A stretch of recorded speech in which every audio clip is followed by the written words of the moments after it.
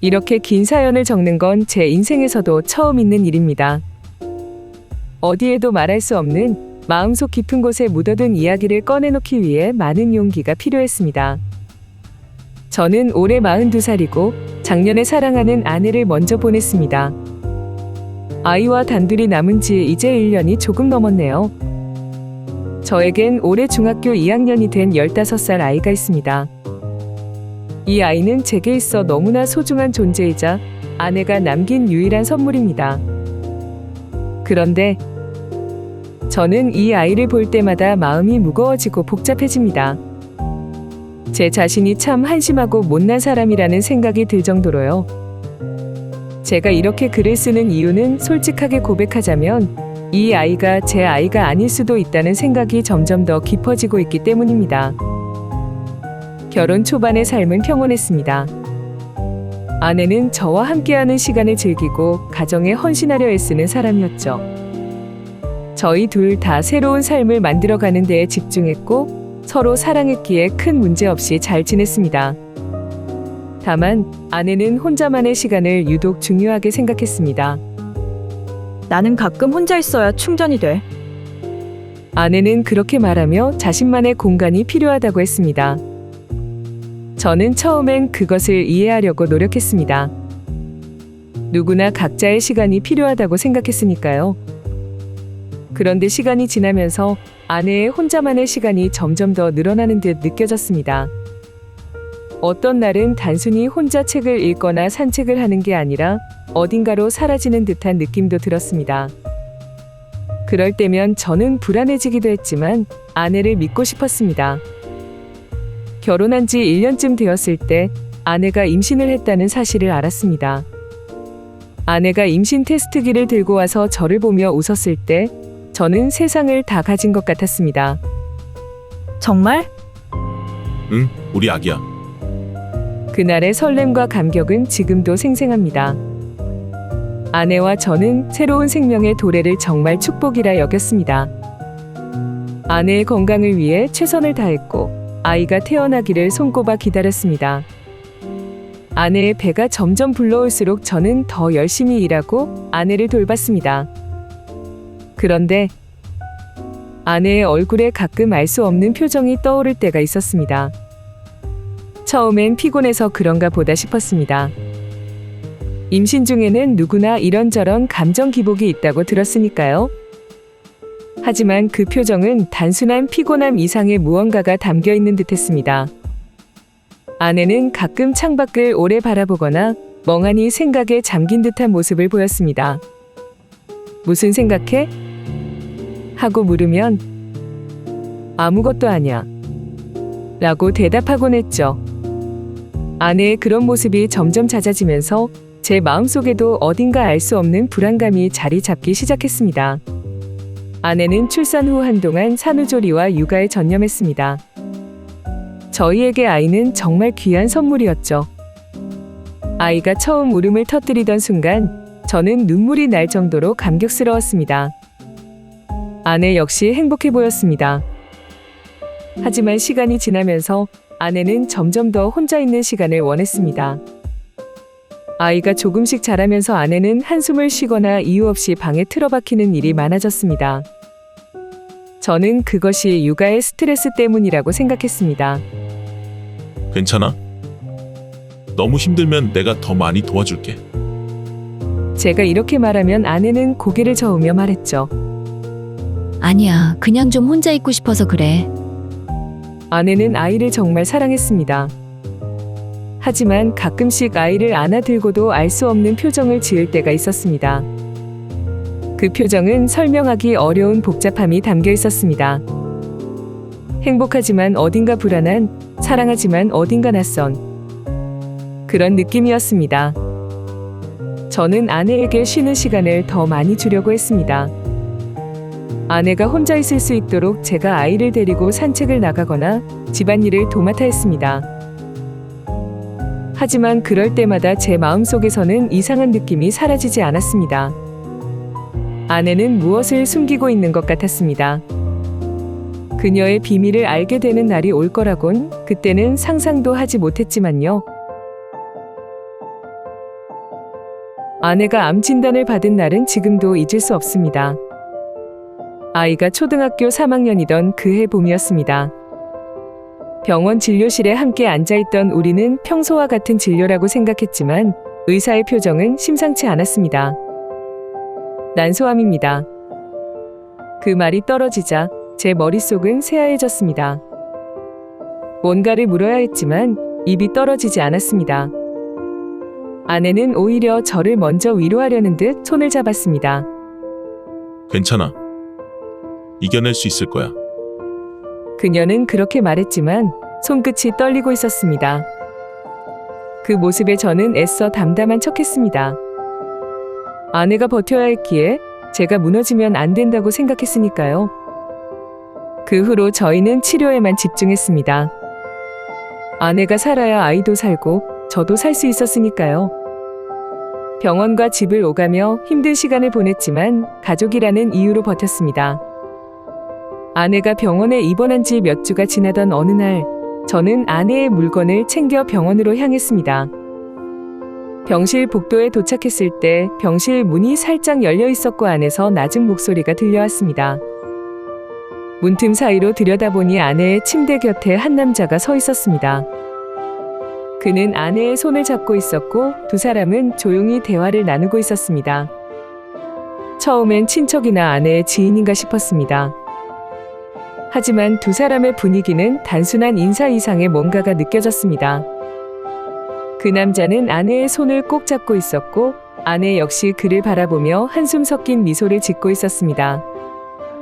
저는 문 옆에 서서 한참 동안 그 모습을 지켜봤습니다.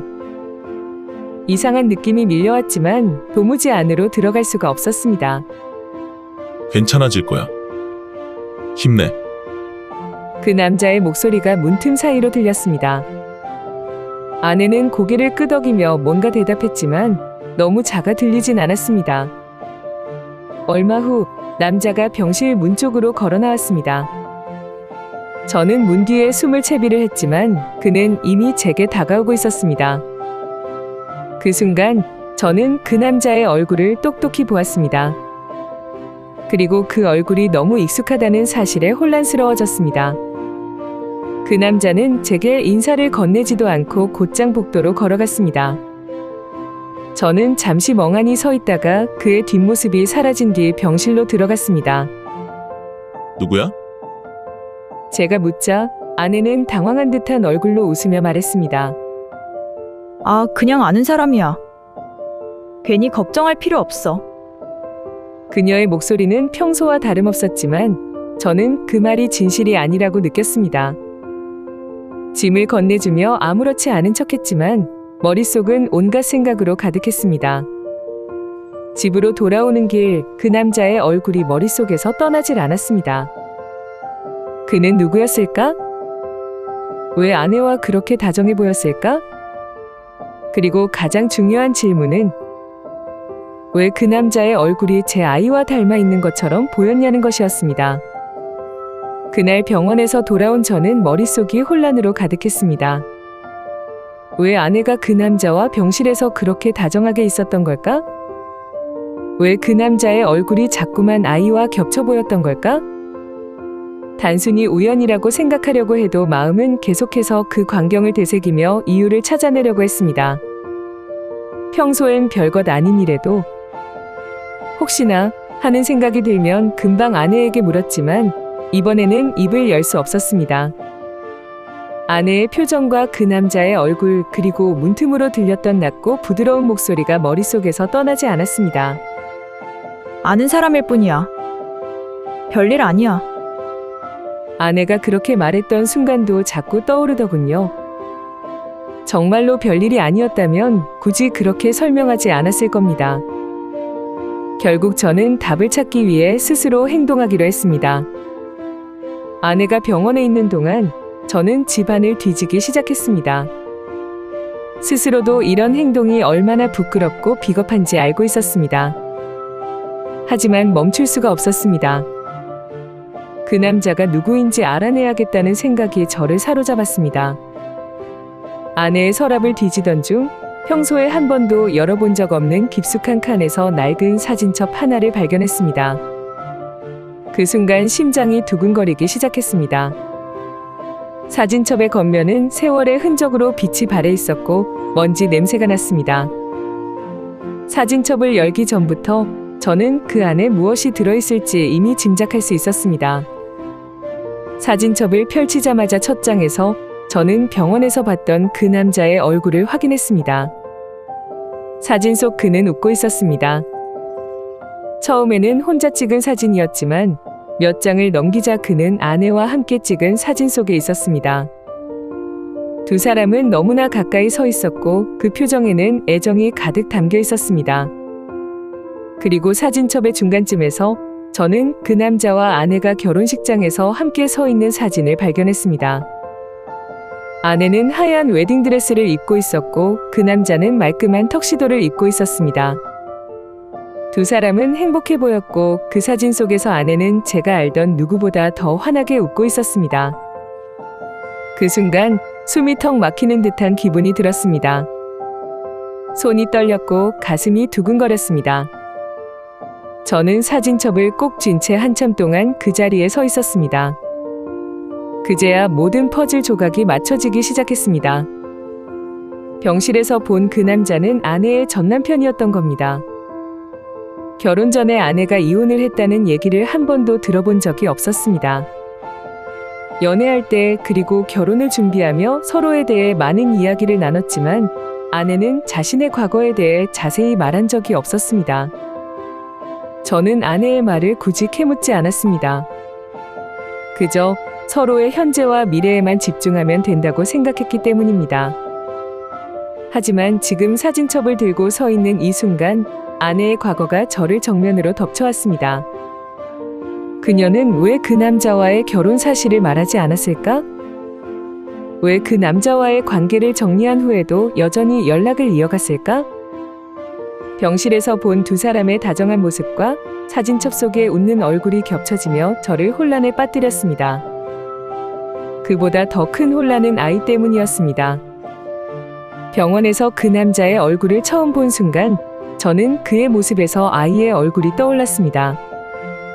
지금까지는 단순히 아이가 나와는 닮지 않았네 라고 생각하며 넘겼던 점들이 이제는 더 이상 무시할 수 없는 의문이 되어버렸습니다. 무언가를 말하고 싶었지만 그날 밤 저는 사진첩을 책상 위에 올려놓고 한참 동안 그것만 바라보고 있었습니다. 아내가 집에 돌아오면 모든 걸 물어볼 생각이었지만 막상 아내의 고통스러운 얼굴이 떠오르자 입이 떨어지지 않았습니다. 아내는 지금 난소암과 싸우며 매일같이 고통을 견디고 있었습니다. 수술, 항암치료, 방사선 치료 등 몸과 마음이 모두 지쳐있던 그녀에게 이런 이야기를 꺼낸다면 그녀는 얼마나 더 괴로워질까요? 지금 이 시점에서 이런 문제를 꺼내는 게 맞는 걸까? 스스로 수없이 되묻고 또 되묻고 결국 저는 아무 말도 하지 않기로 했습니다. 아내가 고통받지 않게 하겠다는 마음으로 이 비밀을 묻어두기로 했습니다. 사진첩은 다시 서랍 깊숙한 곳에 넣어두었습니다. 그리고 그날 밤 저는 평소처럼 아이의 숙제를 도와주고 아내를 병원에 데려다주는 일상을 이어갔습니다. 아내의 병세는 점점 악화되었습니다. 초기에는 치료에 희망이 있다는 말에 의지하며 버텼지만 시간이 지날수록 그녀는 눈에 띄게 쇠약해져 갔습니다. 아내는 고통을 감추려고 했지만 그녀의 얼굴에는 매일같이 지친 기색이 역력했습니다. 저는 아내가 더 힘들지 않도록 최대한 곁에서 도우려고 했습니다. 병원 동행은 물론 아이의 학교 생활까지 모두 제가 도맡아 했습니다. 그리고 집안일도 하나도 소홀히 하지 않으려 노력했습니다. 하지만 아무리 바쁜 날들 속에서도 제 머릿속에서 사진첩 속 그 남자의 얼굴은 떠나지 않았습니다. 어느 날 병원에서 아내를 돌보던 간호사가 말했습니다. 아까 아내분 면회 오신 분이 가셨어요. 정말 걱정을 많이 하시더라고요. 저는 이미 어떤 사람인지 직감할 수 있었습니다. 병실에 있었어야 했다는 죄책감과 함께 차마 그 남자를 다시 대면할 용기가 없었던 제 자신이 떠올랐습니다. 저는 굳이 그 시간에 병원으로 가지 않았습니다. 아이를 돌본다는 핑계를 대며 집에 머물렀죠. 그 후로도 그 남자는 몇 번 병문안을 온 것 같았습니다.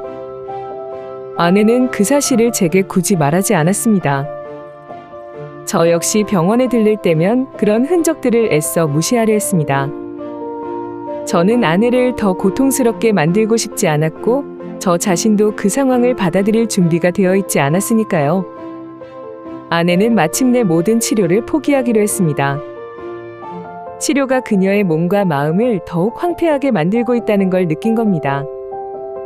그녀는 평온하게 떠날 준비를 하고 싶다고 말했습니다. 그 말을 듣고 저는 그제야 그녀가 얼마나 오랜 시간 자신만의 싸움을 이어왔는지 깨달았습니다. 아내가 저에게 미안하다 라고 말할 때 저는 그 말이 무엇을 의미하는지 알 것 같으면서도 물을 수가 없었습니다. 아내가 떠나던 날, 저는 그녀의 손을 꼭 잡고 있었습니다. 그녀는 미소를 지으려 했으며 이렇게 말했습니다. 고마워. 그리고 정말 미안해. 그 말이 무슨 뜻이었는지 저는 묻지 않았습니다. 아내는 그렇게 세상을 떠났습니다. 그리고 저는 아내와 함께 묻어둔 비밀을 가슴속에 간직한 채로 남겨졌습니다. 아내가 떠나고 저는 아이와 둘이 살아가기로 했습니다. 아내가 없는 세상은 공허했지만 아이와 함께라면 잘 해낼 수 있을 거라 믿었습니다. 하지만 시간이 지날수록 저는 아이를 대하는 게 점점 더 어려워졌습니다. 아이의 얼굴을 볼 때마다 병실에서 봤던 그 남자가 떠오릅니다. 아이의 행동이나 표정을 볼 때마다 그 남자의 얼굴이 겹쳐 보입니다. 어느 날 아이가 밥을 먹으면서 습관적으로 숟가락을 돌리며 무언가를 중얼거릴 때 그 모습이 마치 그 남자가 했을 것 같은 행동처럼 느껴졌습니다. 그럴 때마다 제 마음속에서 분노와 혼란이 뒤섞입니다. 왜 이러지? 이 아이는 아무 잘못도 없는데. 저는 이 모든 게 제 잘못이라는 걸 알고 있습니다. 아내가 살아있을 때 묻어두기로 했던 일이 이렇게 저를 괴롭히게 될 줄은 몰랐습니다. 아이와 저는 점점 멀어지고 있습니다.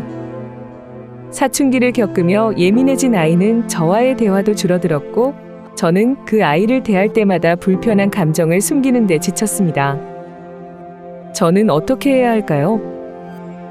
이 아이는 아내가 제게 남긴 유일한 선물입니다. 아이가 제 아이가 맞든 아니든 저는 아이의 아빠이고 아이를 책임져야 할 사람입니다. 하지만 제 마음속 깊은 곳에 자리 잡은 의심과 불편함이 점점 커지고 있습니다. 아이와의 관계를 회복하고 싶습니다. 아이에게 사랑과 믿음을 주고 싶습니다. 하지만 그러기 위해선 제 마음속 이 괴로운 감정을 어떻게든 정리해야 합니다. 이 이야기를 털어놓는 게 이렇게 어려울 줄 몰랐습니다. 하지만 어디에도 말하지 못한 이 마음을 이곳에 적으며 조금이라도 가벼워지길 바라고 있습니다. 부디 제가 어떻게 해야 할지 조언해 주세요. 아이와 함께 행복해질 수 있는 방법이 있을까요?